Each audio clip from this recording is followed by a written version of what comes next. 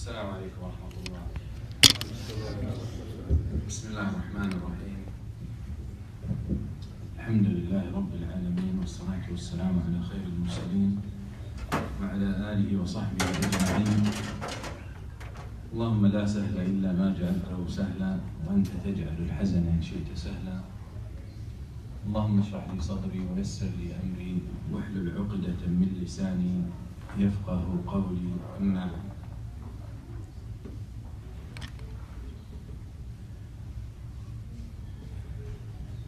قول: النفس تعرف في عيني محدثها إن كان من حزبها أو من أعاديها. عيناك قد دلتا عيني على أشياء لولاهما ما كنت أخفيها.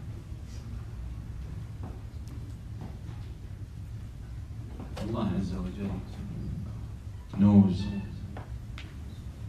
how happy I am to be here tonight with you. And I ask Allah Azza wa Jalla, who brought us tonight together for His pleasure, to bring us together in الفردوس الأعلى مع النبي صلى الله عليه وسلم. Amen. We meet tonight, this good occasion, inshaAllah, the new addition to the family of the Ummah of Muhammad sallallahu alayhi wa sallam in the world, and more specifically in South Florida, and more specifically in Masjid al-Ihsan. The new baby of Brother Manaf. نقول له: بورك في الموهوب وشكرت الواهب وبلغ أشده ورزقت بره وجعل خيرا على أمة محمد صلى الله عليه وسلم. آمين. May Allah Azza wa Jal turn him to be a great addition to the Ummah of Muhammad صلى الله عليه وسلم. May Allah make him a righteous person. May Allah Azza wa Jal make him an obedient and righteous, dutiful toward his parents. Ameen. And since we're talking about a newborn, let's talk about aging. In every field, especially the medical field, you find that they assign an age, especially when they deal with people. So your age has different names, each one of us. Sometimes you find something common called chronological age, and something called biological age. And then in every field, they have their own designations. They find, for example, psychological age. The psychological one is very subjective analysis. It depends on the person evaluating you and the measures they're taking. So you might be chronologically 50 years old and then psychologically 12. So when your wife tells you stop acting like a child, you realize, oh, that's what she's talking about, psychological age, right? تعيش شو هنعمل؟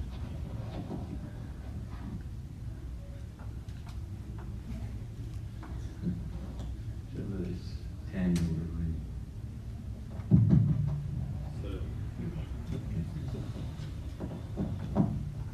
SubhanAllah, like a few feet and already tango.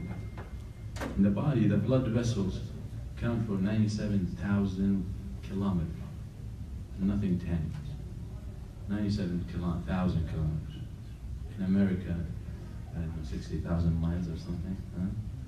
And never blood vessels in the body, and never tangled. And here we got a couple of wives and they're already tangled. Anyway, so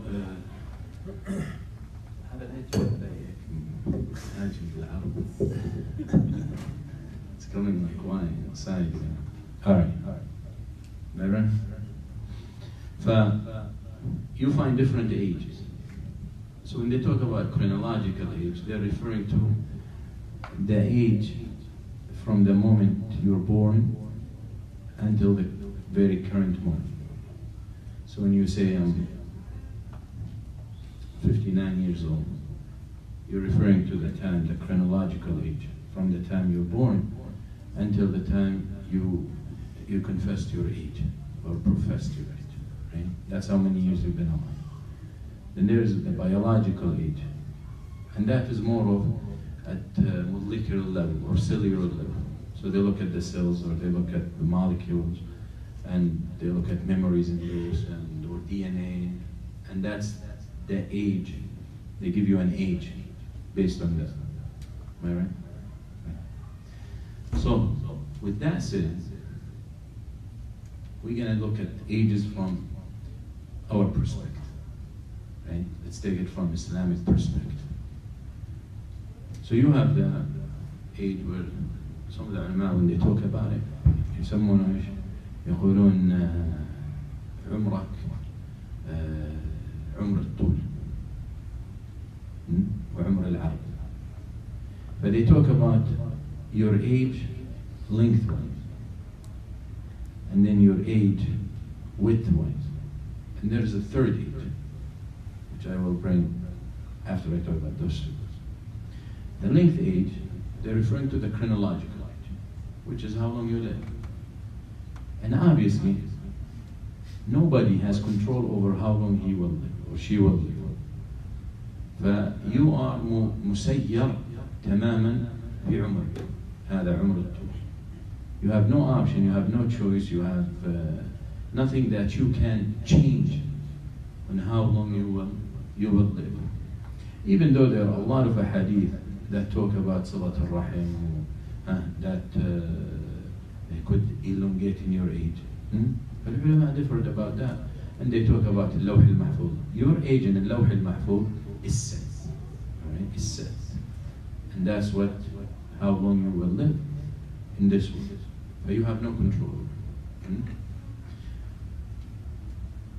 Umr al-Arad, or the width age, that refers to your actual age. Maybe if we look at the definition we gave when it came to biophysiologically or whatever, medically, maybe that we can call it your biological age. And what they refer to when they say Umr al-Ard, they're referring to how much you've done.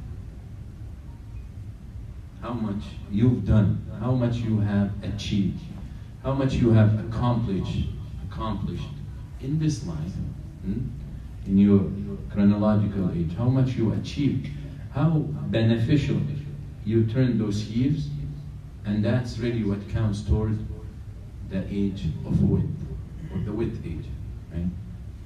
So you find some people, for example, the age or Umr al-Tul, the length age, is 100 years. But the width age, maybe a year, maybe 2 months, right? Maybe 300 years. Right?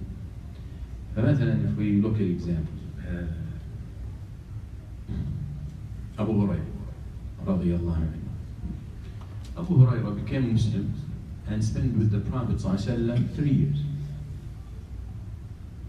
Yet he's Rawiyat al-Islam al-Awwal. Yet he's the number one person or Sahabi who narrates the hadith of the Prophet ﷺ. Through Abu Hurairah, we got a big share of Islam. Even though he only spent 3 years with the Prophet ﷺ. Abu Hurairah died in the year 59 after Hijrah.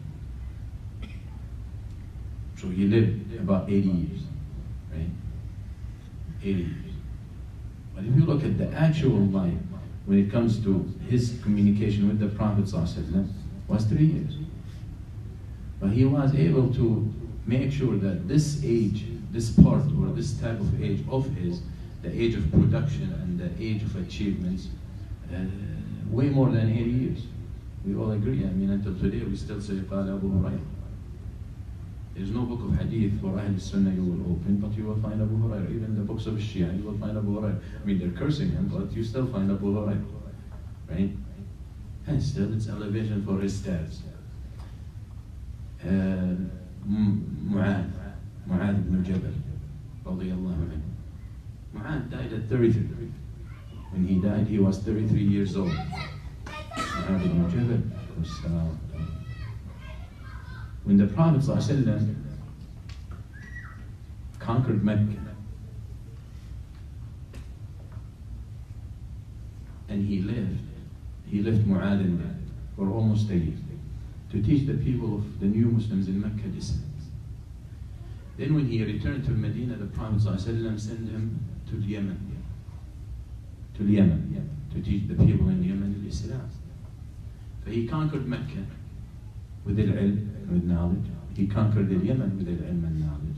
Then the Prophet ﷺ, while he's in Yemen, the Prophet ﷺ died, and then when he came back, Abu Bakr radiallahu anhu sent him to Sham. And he went to Hims, he went to Palestine. But the idea is, he continued to do that. He continued to conquer territories with al-ilm. One narration in Ibn Majah that the Prophet ﷺ said, وَأَعْلَمُ أُمَّتِي بِالْحَلَالِ وَالْحَرَامِ مُعَادٍ. 33 years old. He said, and the most knowledgeable of my ummah in halal and haram, Mu'adh. 33 years old. So he died at 33, so his chronological age, or his umrah, the length, age, 33. But how much he has accomplished in the few years he was able to spend with the Prophet ﷺ. Mus'ab bin Umayr, Safiq Awwal fil Islam, and the first ambassadors, the Prophet ﷺ sent Mus'ab to Medina before he ﷺ even went there, before Hijrah. And he prepared Medina to receive the Messenger ﷺ when a lot of people in there became Muslim in his hands. And then he died in Ghazwat Uhud in Shawwal of the third year of Hijrah. So look when he died. Just Islam is still like taking baby steps. And Mus'ab died. But look how much he achieved. But these are what we as Muslims, we need to evaluate. It doesn't matter. أعمار أمتي ما بين الستين والسبعين كما قال النبي صلى الله عليه وسلم. That the average ages of my ummah between 60 and 70. And that is the chronological. But what we need to focus on as Muslims is how much we do, which is the width. How much we are staying, how much control we're practicing when we stay away from haram. All that has to do with Umr al-Arab. The age of accomplishments. How much we are fulfilling our duties toward Allah Azza wa Jal. How much we are contributing to the well-being of this ummah and the health of this ummah. How much am I doing today to help my ummah move forward? How much time am I giving? Fi sabilillah. But all these have to do with, that's what really matters. Because there is no way that what matters is only how long you're going to live. Because there's no way we can compete with people of Nuh alayhi salam. How are we going to compete with those people? And 200 years and maybe he's still breastfeeding, right? Suckling. They lived thousands of years. So, and the da'wah of Nuh alayhi salam, 950 years. Just his death. Right? So how long he lived? 1300, 1400 years. So the idea is, there's no way we can compete with them unless there's something that this ummah has been given, was not given to the people before. And definitely that is the multiplying of the deeds we do. Al-hasanatu bi'ashrati amthali, isn't it? The good deed gets multiplied 10 times, and this is just the beginning. This is off the bat. Once you do a good deed, immediately it gets multiplied by 10. But also, the barakah and the great, or the immense level of reward in actions, that also play a big role in how we can achieve great accomplishments in our life. that will count toward our books. So we always worried about how long we're gonna live, the long way, right? But we're not worried. A lot of people, إِلَّا مَنْ رَحِمَ رَبُّهُ, are really worried and calculate how long they live, that other kind of life, the biological age or the width age, how much they are accomplishing, how much they're achieving. And this is what matters at the end. And this is what the Prophet ﷺ came to teach. He ﷺ غير المفاهيم عند الناس. Right? He ﷺ changed the perceptions of people, the way people think. If you look in the Sunnah, it's full of this. The Sunnah of the Prophet ﷺ is full of him ﷺ throwing the question and waiting for the answer, and then he telling them, no, this is not the correct answer. Even this is what people got to know. And then he will fix their understanding. تقول له عائشة يقول ما بقي من الشام قال ذهبت كلها قالت ذهبت كلها إلا الدرهم قال بقيت كلها إلا الدرهم. He ﷺ, for example, asked Aisha radiallahu anha about a sheep they slaughtered. When he came at the end of the day, he said, what happened with the sheep? She said, all of it is gone. All of it is gone, except the leg or the shoulder, whatever. The part that he loved, ﷺ. But he ﷺ wanted to change the perception of the thing. He said, all of it stayed, except the shoulder. Because her understanding was that we give all of it in sadaqah, so it's gone. And what we kept is that piece that you're gonna eat. But you want her to understand that what goes in sadaqah is what stays, because that's what will count later on. That's what we will find later on. Whatever we eat is gone, right? But whatever stays is really what we put in the hand of Allah Azza wa Jalla. And you find that so Sallallahu so frequently doing that with the Sahaba. وَلَمَا تَعُدُّونَ الصُّرَعَةَ فِيكُمْ. Well, who do you consider strong and mighty amongst you? He said, the one when he wrestles other beats him. Most probably that's what we were.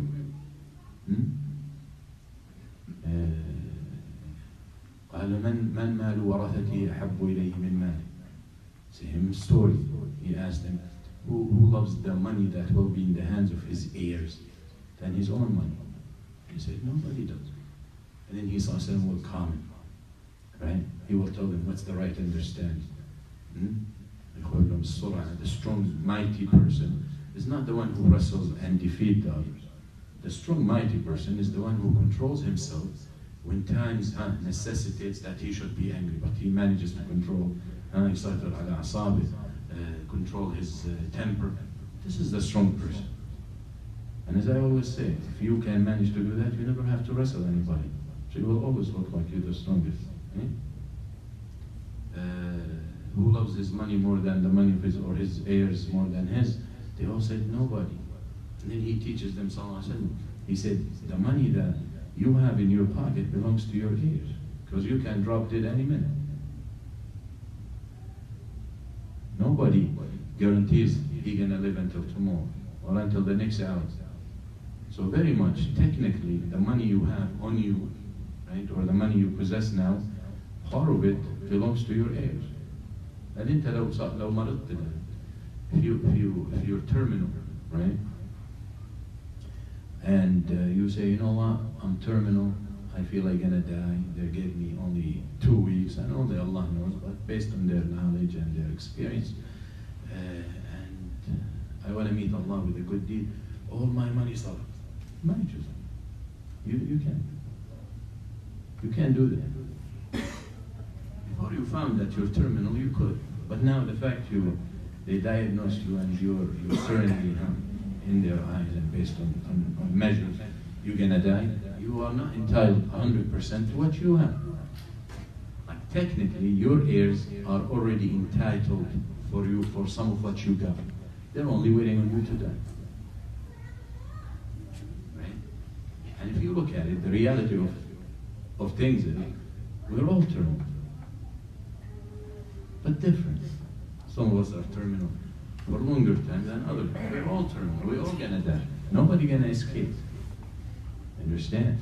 But as long as you're healthy and this and that, then you can give up all your money. Abu Bakr as-Siddiq gave all his money. Right? But if you're dying, if you're in your deathbed, you cannot say everything I have for Masjid al-Ihsan Foundation or whatever. You can't do that because now there are other people who have right for that money. Before you even die and before you leave the world, they are already entitled. So the Prophet ﷺ wanted to teach them that the money you have actually belongs to your heirs. So you're just holding it for them. Like, where is my money? Your money is what you have given to Allah. Your money is what you have given to Allah. Your money is what you have spent for the pleasure of Allah. Your money is the zakah you give, is the sadaqah you give, is the help you supported the masjid, the poor, the hungry, the Muslims, the whatever. That's your money. You only say it. Aisha radiallahu anha, they report that before she will give money to sadaqah, she will put some miscards. But when they asked her, why you perfume your money? قالت إنها تسقط في يد الله. The money of his zakah or sadaqah falls in the hand of Allah. I'm putting in the hand of Allah.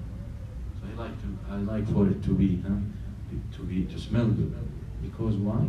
Because Allah Azza wa Jal wants the best out of it. And at the same time, the sadaqah you give, you are saving it for yourself. That doesn't go. ما نقص مال من صدقة. The Prophet ﷺ said, no money decreases from or diminishes from sadaqah. Right? That's the reality of it. But a lot of us don't have that yaqeen, unfortunately, so we don't see it that way. We only see numbers. I got $100, I give 10 away, now I got 9. But we don't realize that 10 that left you just been saved. If you ask someone, what's your wealth? How much you're worth? They will tell you, I got $1 million in my saving account. Right? I got 100,000 in my checking account. And it's not talking about haram saving and all that. Then brother say it's okay to do saving account. I didn't say that. I'm just giving examples. Because he start counting. But if you look at, I have $50,000 تحت البلاطة, $20,000 under the pillow, under the mattress, inside the mattress, right? So he started counting how much he got saved. And the reality of the thing is, that's what we do. But when we come to count how much we have, we never remember what we gave as sadaqah. Even though that's the safest money, very much. You can say, I have. It's what you had spent fi sabilillah. That's the safe. That is the only money, and you know your sincerity. That's the only money you can comfortably say, I got. Because anything else, any money you got in the bank, they can freeze. They can take away from you. Any money you got at home, you can, God forbid, your home burns down and it's all gone. The only guaranteed money you got is the money that you have with Allah. It's the sadaqah you give. But Islam in totality came to change the perceptions of people. That's why we are different ummah. That's why it kills me when you find Muslims and Muslims leaders and Muslims who are at level of leading communities, and all they're worried about is how we can draw closer to the Christian and Jewish communities. I have a problem with that. The problem is you got the best deen and the best way, and yet you want to dilute what you got to get closer to them. There is no good. Even those Jews and those Christians are looked down by Jews and Christians who are dedicated and committed. So you find some of them are going all the way. We're all good, we're all right, we're all calling for the same thing, we're all worshiping the same God. This is false. This is kufr. This is kufr. When Allah Azza wa Jalla says, "Kuntum khayra ummatin ukhrijat lin-nas," you are the best ummah brought forth to mankind. You're the best for a reason. If Allah Azza wa Jalla says you are the best, and obviously we are the best because of what we got, not because of our race, because we have different religions, not because of language, not because of color, not because of anything, because of the deen itself.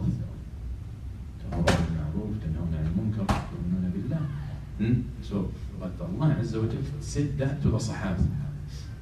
So whoever follows the footsteps of the Sahaba falls under that. So if we are the best ummah, as Allah Azza wa Jal says, then we got to be different. If you walk into a classroom and you ask the teacher, who's your best student? You're going to point out to one of them, right? One of the students. Why is he the best? Because he's different. If he scores the same scores, if he performs the same way in exams, if he behaves the same way everybody behaves, there's no way he's going to be the best. You agree? So he's the best because he's different. So you have to be different. Yes, Muslims have to be different to deliver the message of Allah Azza wa Jalla. Now what's the point? And how are you going to deliver a message of Islam? How are you going to invite someone to Islam if everything he knows you tell him we agree with it? You have to show him where we're different. Where we're different. And that's why we're the best ummah as long as we hold to those principles. كنتم خير أمة أخرجت. But the idea is Islam comes to change al-mafahim and to تغيير al-mafahim and to change the perceptions of things.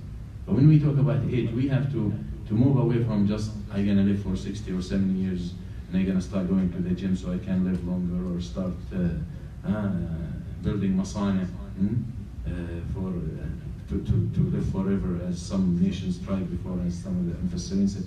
But the idea is you're going to live whatever age or time you're going to spend in this world is written. Predestined. Predestined. Where you will die, predestined. You have no control over it. But what you can control is the quality. Is that how much you perform in it? How much advantage you take of those few years you're going to live here. Right? And Allah Azza wa Jalla. You open Surah Al-Mu'minun, Surah Al-Mu'minun, the first page, right? Allah Azza wa Jalla talks about the description of the believers, right? And He talks about the creation of the believers. How He created you from sperm, nutfa, alaqa, mudgha, and the stages, and then you come out a baby and all. But then after He finishes about the creation, what's the next thing? Allah says, what's the very next ayah after? Allah talks about the stages of the fetus, right? The clot or the sperm and the fertilization and the mudgha, the flesh, piece of flesh. And then He subhanahu wa ta'ala immediately after that, He says what? ثُمَّ إِنَّكُمْ بَعْدَ ذَلِكَ لَمَيِّتُونَ مَنْ حَيَاةٌ. Then after He talks about the way Allah creates the human beings, right, in the womb, immediately He talks about that, and then after that you will die. Where is life? If you look in the ayah, there's no life. He doesn't talk about you're going to come out and live this many years and enjoy life.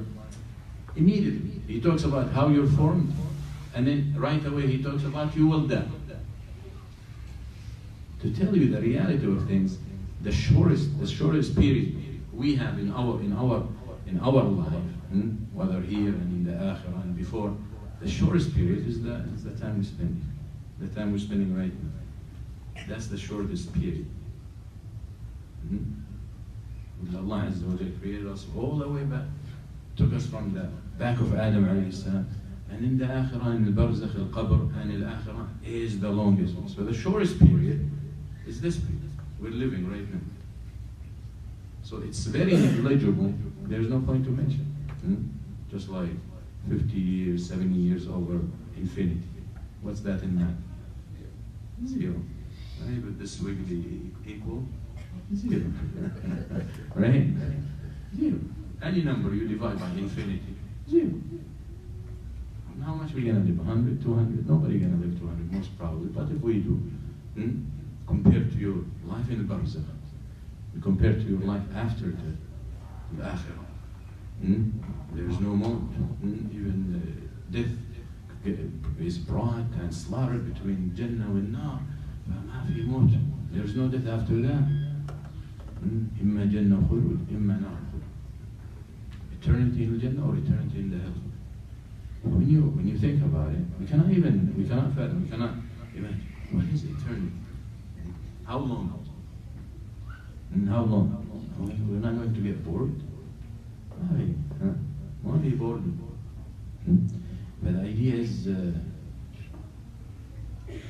this what we need to focus on? My age of production. My age of production. يجي واحد مثلا يقول أنا عنده شركة, he has a company or a business. He said, we've been in business for 20 years. Very good.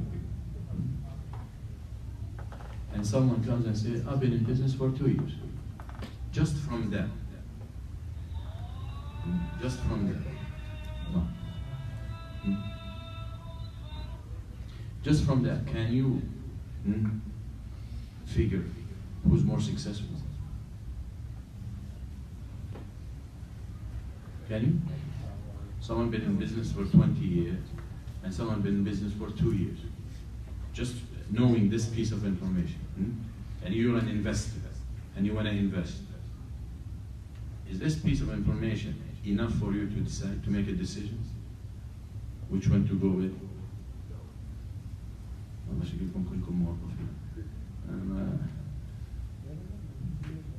It's not enough. I talked to someone about investing. So I said, your online department, how much they make? Or what's the numbers? He said, we make 25,000 a month. Wow, 25,000. Not bad. I said, that number is one. He said, that's how much we make. I said, what do you mean by make? So when you ask, you want to know. I mean, I learned it the hard way, but that's how much. What do you mean by you make? Until you understand, you make, you pocket. He said, that's what we sell. That's how much we sell, 25,000. That's only a small department in the business. I said, okay. What's your net? He said, negative. Because he got 11 employees for that department. So if he's selling 25,000, let's say his profit is 50% of that. So that's 12,000. He got 11 employees a month. Right? So that's the idea. So you cannot just from how long someone lives or how long the business been there can tell you that if it's successful or not. Someone could be in business for 2-3 years and already got a couple of millions, and someone been in business for 20 years and he's hardly making. Right? And this is what we need to get over. Even though how long you're going to live is important, as long as you know how to invest. In the Prophet ﷺ, two brothers or two close to each other, one died a year before.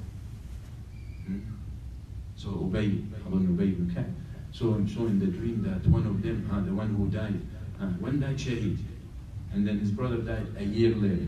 Regular. Ubay ibn Ka'b saw in the dream that the one who died a year later is above, has a step over in Jannah over the one who died shaheed the year before. But he was confused. I mean, this died shaheed, this died in his bed.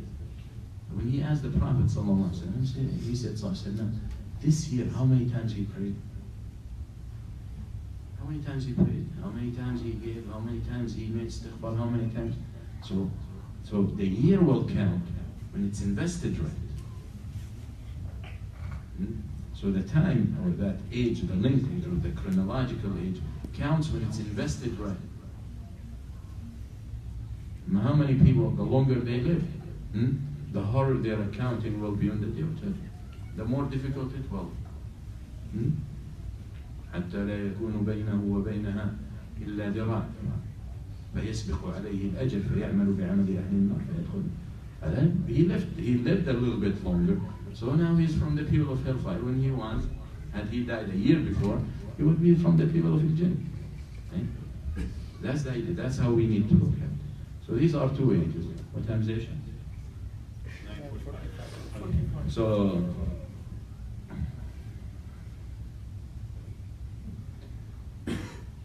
So these are two ages that we should always take into consideration. عمر الطول وعمر النهار. The chronological age and the effective or contributive age, or the age that you really made use of. Because if you look at it again, if we calculate it in different perspectives, I mean until you're 12, 13, 14, very much you have not reached puberty to be held accountable. And then for the next years that you will live for, 1/3 of it is sleeping. 1/3 of it you will sleep, and 1/3 you will work. Right? And then you have one-third for everything else. 1/3 for everything else. So really the time that you have to be able to contribute to your maturity and to your book is very limited. Very limited. So that's why you have to take advantage of it the right way. Okay? And that's what matters. That's what matters. But is there another age? There's a third age. What we're gonna call it? Umr al-Athar. The third age, Umr al-Athar. And this age starts after your death. What does it mean? This age starts counting for you after your death for how much you have left behind. How much you have left behind that continue to work in your favor. شتان بين رجل يبني مسجد ورجل يهندس كنيسة أو مذهب. Big difference between someone who contributes in building a masjid and someone who helps, I won't say a Muslim who's going to build a church, but he helps in designing a church, in designing a nightclub, in designing a place where Allah is. The big difference between someone designing masjid and someone designing a nightclub. That's a صدقة الجارية. إذا مات العبد انقطع عمله إلا من ثلاث. When one of us dies, his actions come to a halt. Stop. He cannot. Once he's dead, he cannot do for himself anything. However, his actions can increase with three things: ولد صالح يدعو له, صدقة جارية, وعلم ينتفع به. Isn't it? We all know this hadith, right? But those three things are very much min sun'iyyati. Those three things are things that he had his hand in making it. His son, he had a hand in making it, and he's sabbath. He's the cause. Allah created, but he's the cause. And that means صدقة جارية, continuous صدقة. He put his money in the masjid, he puts his money in the school, he put his money in the hospital, he puts his money in servicing the Muslims with something that in a well, a biyar or bi'r, building a well in Africa or whatever it is, a school. And علم ينتفع به, he leaves knowledge behind that will be beneficial to people. العلم الشرعي. Look, يعني people until today they say رواه البخاري ورواه مسلم. سبحان الله. ولو الصحابة روى عبد الله بن عمرو وعبد الله بن عمر وعبد الله بن عباس وأبو هريرة وعائشة رضي الله عنهم أجمعين. But look, all these are good deeds. علم ينتفع به. This is knowledge that is beneficial to them. But this counts after your death. As much as it counted before, but it will carry on after your death. That is Umr al-Athar. Al-Athar has to do with the footsteps, the marks, the footmarks you make when you walk in the sand or whatever. And what are the footmarks that you have left before your death that will continue counting for you? Each one of us, if he should ask himself and herself this question: if I drop dead right now, what am I leaving behind that will continue benefiting me in my grave? SubhanAllah. If we think about it in a business, the way we think business, trust me, we're going to do something. If one of us who's always used to, if one of us sits without work for a few months and he starts taking away from his savings, he starts sweating, start getting worried, isn't it? Start getting nervous. Now I'm going to run out. But let's say someone who lost his job.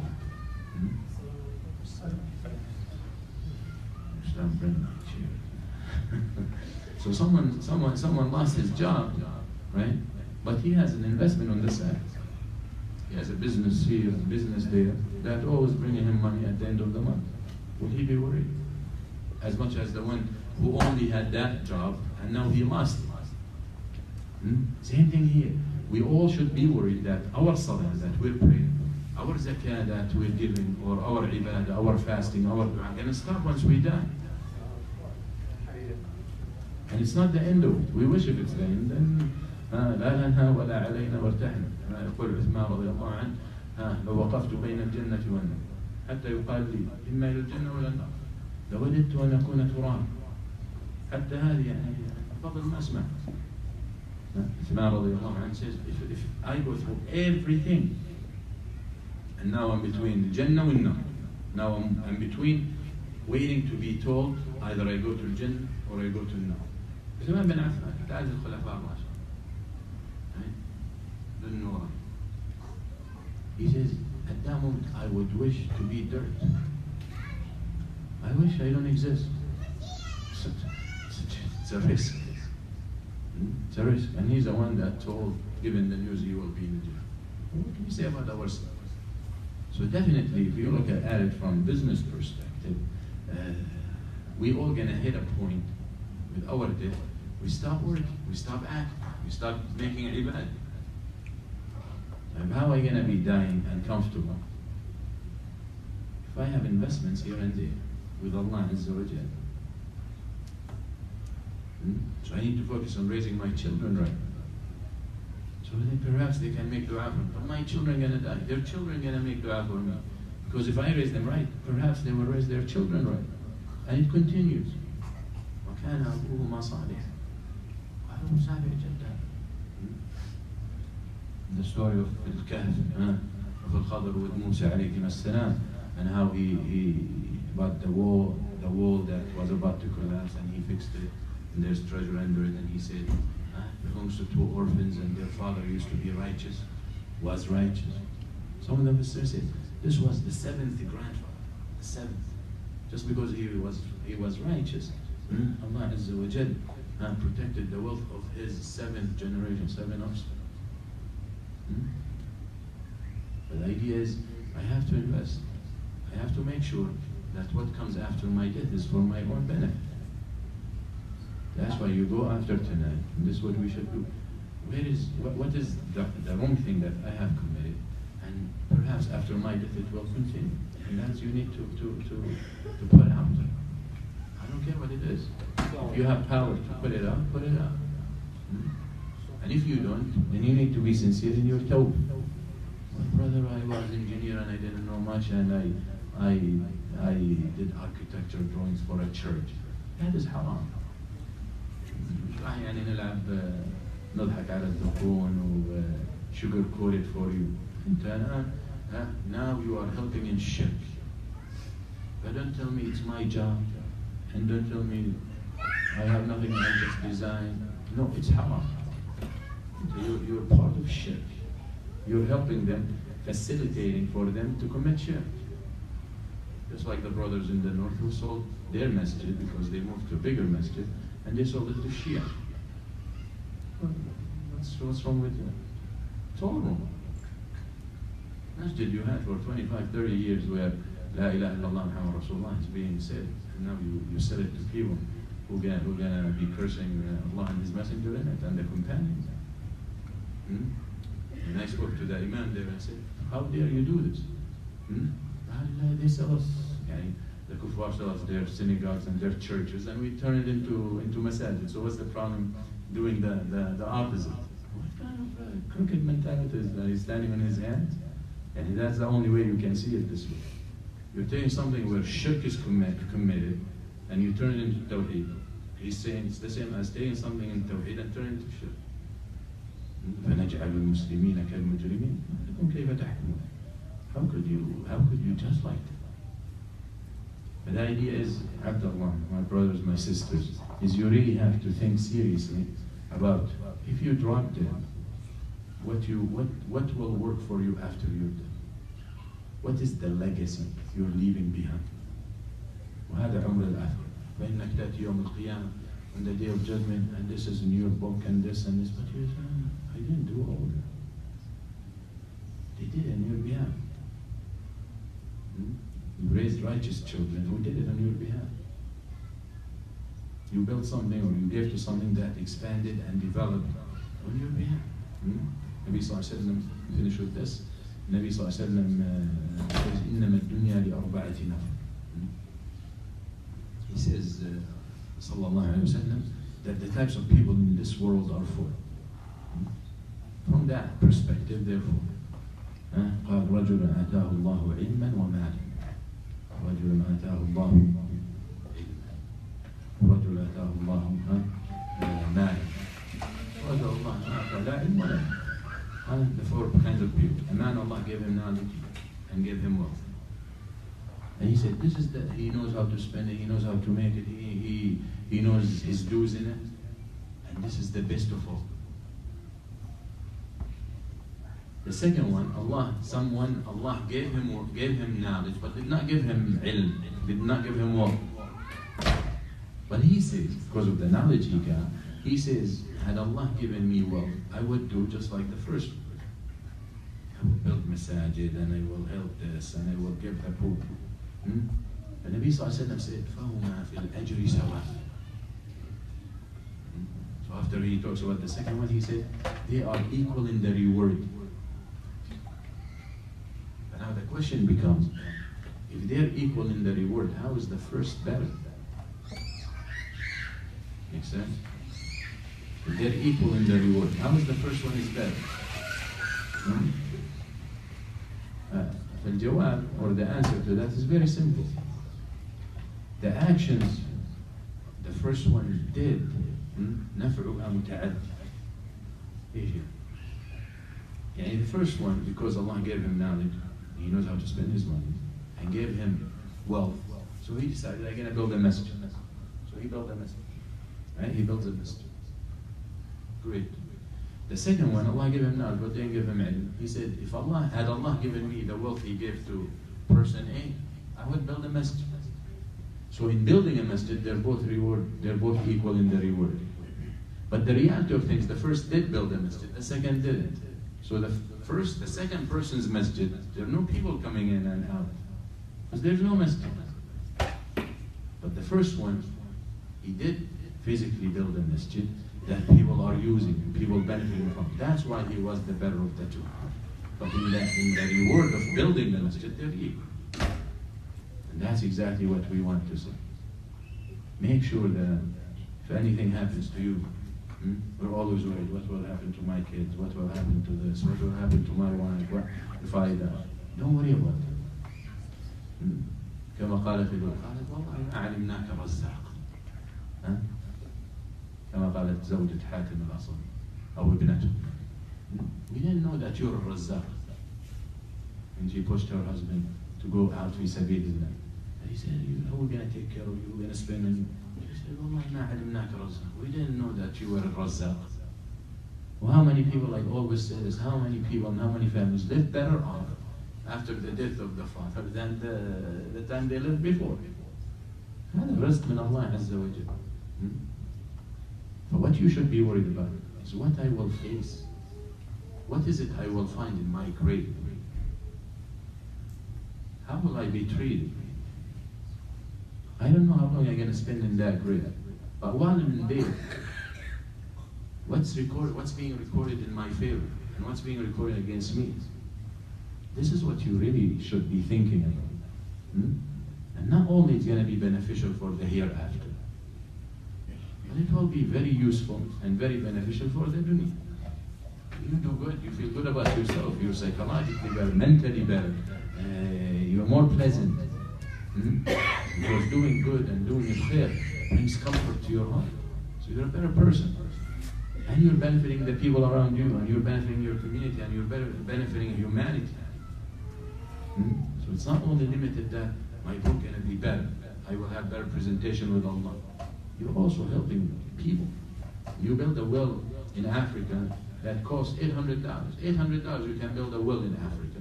That well, God knows how many people will have water because of it. How much reward do you have? It's 2000 if you want automatic. Manual is 600. Okay? And that's the idea. But look, you work smart. Huh? What I can add that I will find. Huh? You do it and you throw it behind your back. You move on. But nothing is lost with Allah Azza wa Jal. So may Allah Azza wa Jal give us the ability to benefit best from the time we're going to be on this earth. And to work right with the time we're going to be spent inside this earth. And to find what we will be pleased with and what we will be happy when we are brought out of this earth. Ameen. قولوا هذا واستغفر الله لكم وصلى الله على سيدنا محمد جزاكم الله خير. السلام عليكم ورحمة الله.